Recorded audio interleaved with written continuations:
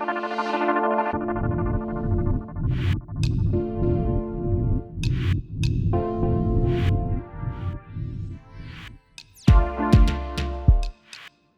guys, welcome to the channel. Today I want to talk about a very interesting topic. Should we go for zoom lenses or big and expensive, heavy prime lenses to get the best experience in the field and get the best images?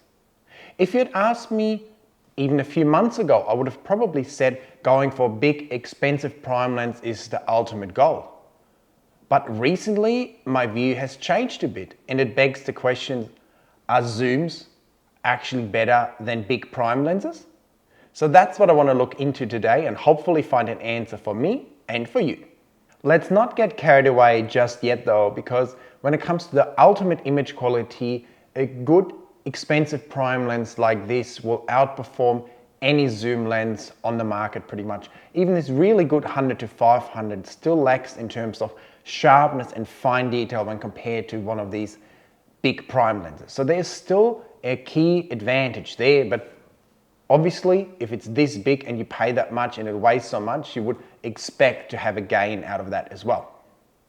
For years I strongly believed that zoom lenses are just too much of a compromise and that image quality compared to these big prime lenses was just suffering too much to justify using them basically.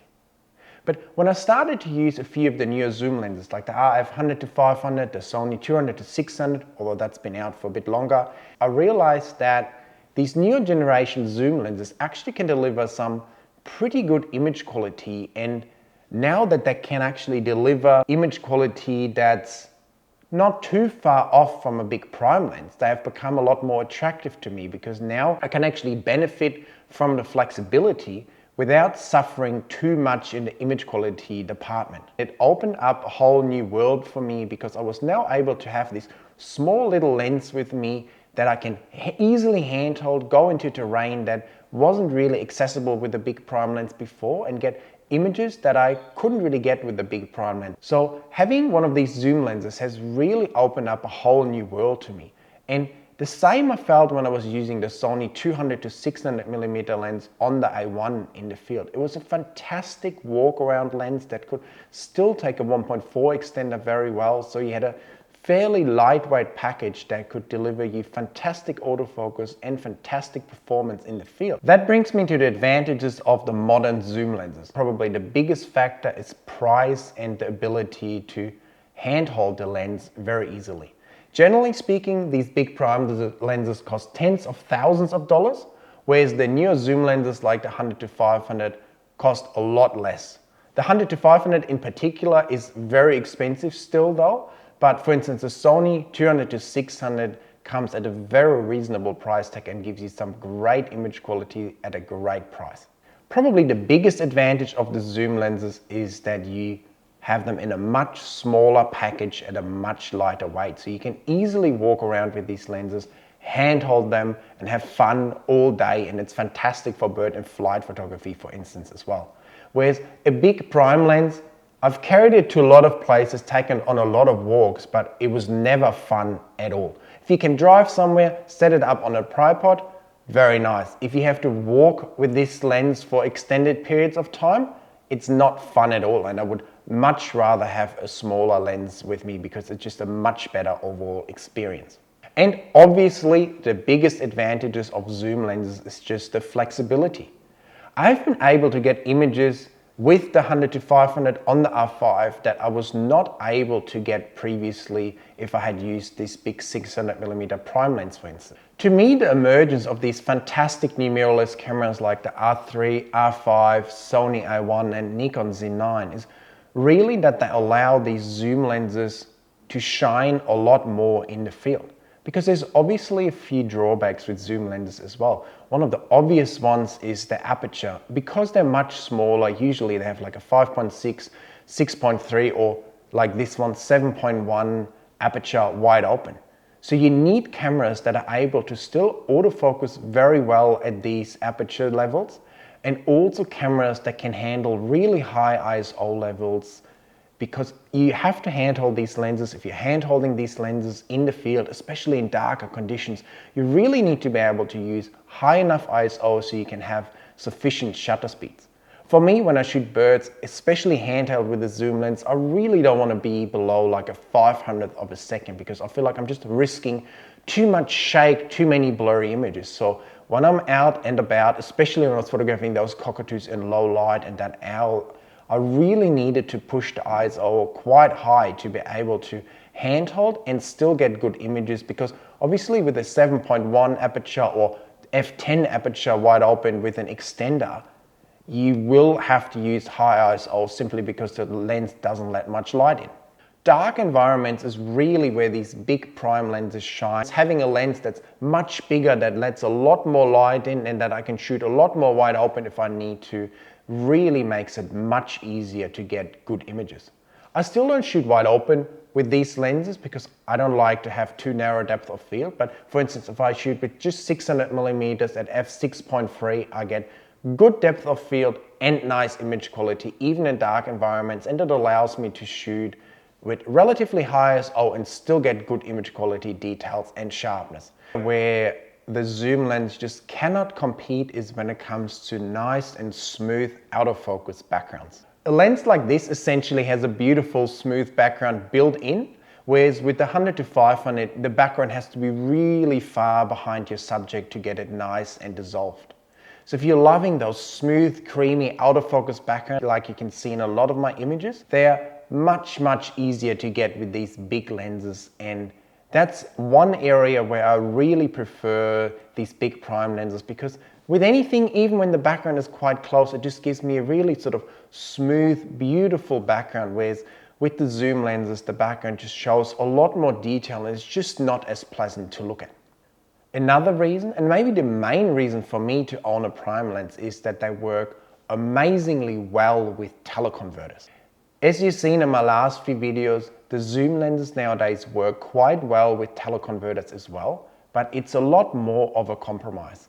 If I put a 1.4 extender on the 100 to 500mm lens, I'm wide open at f10, 700mm. I can't zoom the lens fully back, and yeah, I have to deal with shooting at f10. If I put a 2x extender on, image quality suffers a lot more, and now I have to shoot at f14 wide open.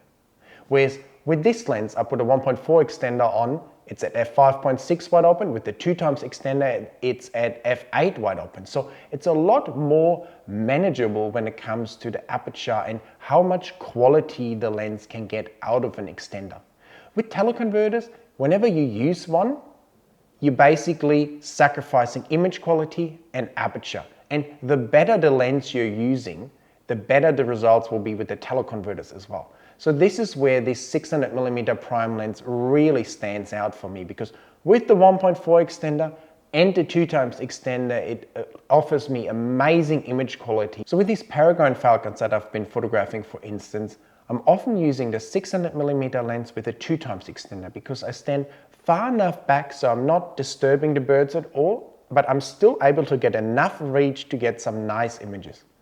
I've been shooting there a little bit with the 100 to 500 and the 1.4 extender, for instance, as well, or even the 2x extender, but in these harsh conditions at the ocean, I just don't get the same reach or image quality out of the 100 to 500mm lens compared to the 1200mm that I get with the 600mm lens. If you need maximum reach because you simply can't get any closer to your subject, the prime lens definitely outperforms a zoom lens because it has the better overall image quality, so you can crop a little bit more, and it handles the extenders the best. So even when you use a 2x teleconverter, you're still able to get a really nice image.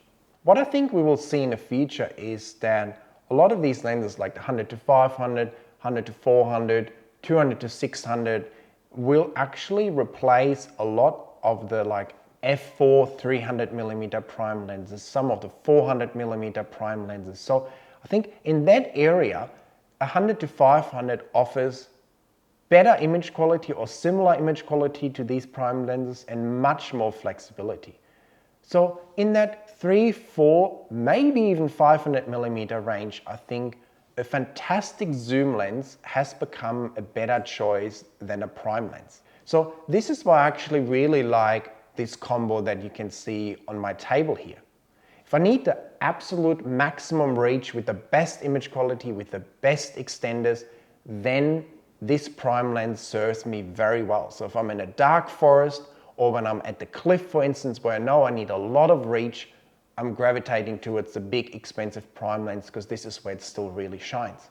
However, when I know I'm just walking around, want to have some fun, want to have a fun shoot, I want to do some handheld video, then I'm gravitating towards the 100 to 500 millimeter lens with the f5 because it still gives me good enough image quality and I just have so much more fun in the field with it.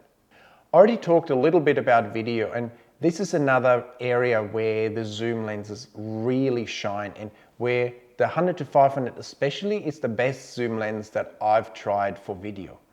The main reason is that you can fairly easily handhold the 100 to 500 for video. So when I'm walking around, I'm just seeing a cool bird, I can just stand there, get in a good position and get some handheld footage that is very nice to look at, and with a bit of stabilization in the editing process you can actually get some really, really nice footage.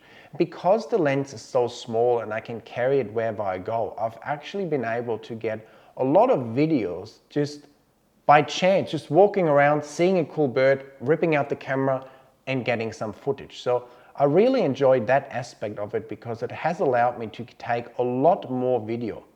With the 600mm prime lens, it's very difficult to take video because it's so easily affected by camera shake and especially wind. As soon as there's the slightest breeze, the wind just goes into the lens hood, shakes the camera around, and taking video is basically impossible unless you have a really big, expensive video tripod with a big video head. Whereas with that little lens, especially when hand holding, I can even be in gale force wind and still get some good footage of some great birds. So in that regard, it's really good. And obviously for video, it's also fantastic that you can zoom in and out.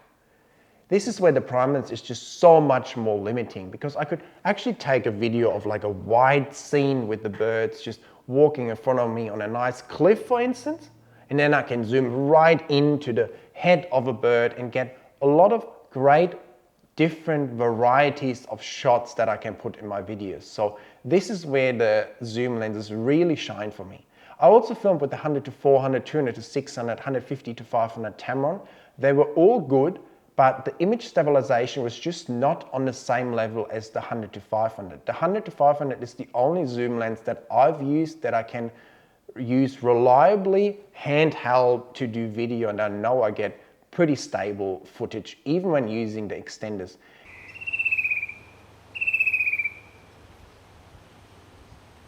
So now I just want to show you a couple more interesting examples of shots taken with different zoom lenses, different prime lenses, to just show you some of the differences. So let's have a look. The first example I find really fascinating. It's 4 shots of rainbow lorikeets taken in my backyard with 4 different lens combinations, and in the end all these images have pretty similar image quality, don't they? So can you tell me what's what? One is the Sony 200 to 600, one is the 100 to 500, one is the f4 600, and one is the f4 600 with a 2x extender attached. So looking at these, I think you can see that while the prime lens has slight advantages, the zoom lenses have come a long way when it comes to image quality. It's usually quite dark in my backyard. I have to use high ISO, so the shot that impressed me the most actually is the 600mm with the 2x extender, how well it can keep up with the rest of the shots. That's the shot on the bottom right. The shot above on the top right is the 600mm prime lens, which has the best image quality overall with the best fine details.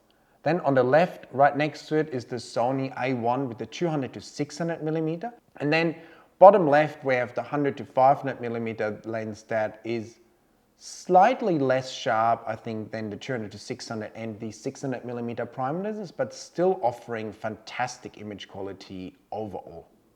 What do you think? Were you able to guess what's what? I thought this is quite an interesting example. And here you can also just see all 4 shots right next to one another. It's quite interesting how well the 600mm lens is able to keep up with the 2x extender attached in these low light situations, isn't it? So this is one of those reasons why I really love this lens, because it can just deliver amazing image quality in every situation imaginable, basically. Another example I want to show you is these Eastern yellow robins. On the left we see a shot with the 100 to 500mm lens, and on the right we see a shot with the 600mm prime lens. And you can see here the difference in the background especially. The 600mm lens is able to dissolve the background a lot more, make it a lot more smoother and nicer to look at compared to the 100 to 500mm lens on the left hand side. And here we can also see an edited version of those file on the right with those two robins looking pretty good, doesn't it? And even in these dark conditions, the 600mm lens was able to give me a really good foundation. I used my Pro Set to get a good color profile, and then I went through my normal editing workflow that I teach you in my masterclass, where you can learn step by step how to master image editing and get the absolute most out of your bird images. And if that's of interest to you, make sure to check those out down there in the description. A lot of you have always asked me in my last videos about a shot of the 100 to 500 with the 1.4 extender, so I'll just throw one in. Yellowtail black cockatoo in the dark forest. If we zoom into that, I think we can see that it delivers still very good image quality and a really good overall result. So what's better, a prime lens or zoom lens? And I have to give you my favorite answer, it depends. Or if possible, having one of each gives you the best of both worlds. I think for most people, a fantastic zoom like a Sony 200 to 600 or the Canon 100 to 500 covers basically all their needs and will give them the nicest overall lens. It's easy to carry around, has a decent price point. You can still use it with the extenders, even though image quality then becomes a little bit more iffy and you having to deal with those f10, f9, f14 wide open apertures. But overall, I think the majority of people will just have a lot of fun with these zoom lenses and get really good results.